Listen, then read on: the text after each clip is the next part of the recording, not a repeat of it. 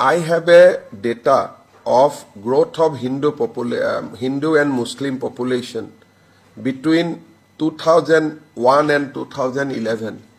You will see that everywhere the growth of Hindu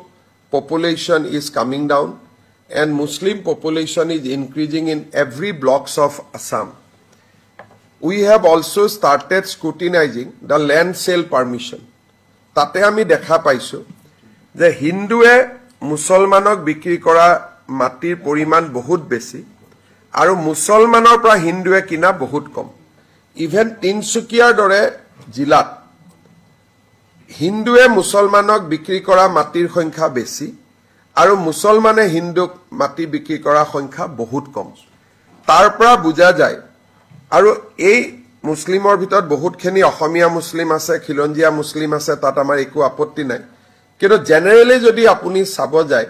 তেতিয়ালে দা ডেমোগ্ৰাফি যেটো change হৈছে চেঞ্জটো অকল পপুলেশনত হোৱা নাই ওয়েলথটো হৈ আছে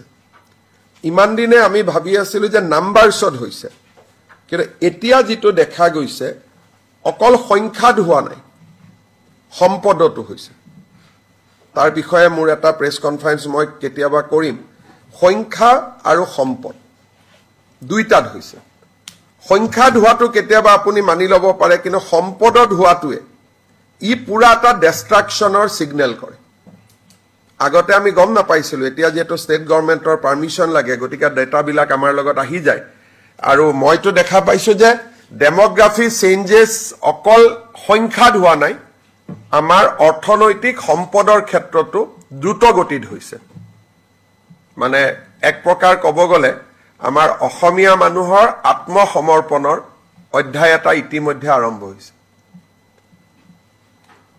যেনেকৈ আপোনালোকৰ এটা প্ৰেছতে চাব তেওঁলোকৰ এটা WhatsApp গ্ৰুপ বেলেগ আপোনালোকে নোটিস কৰিছে না নাই মই নাজানো কিন্তু মই যেহেতু ট্ৰেক ৰাখো সাংবাদিকসকল আগতে গ্ৰুপ আছে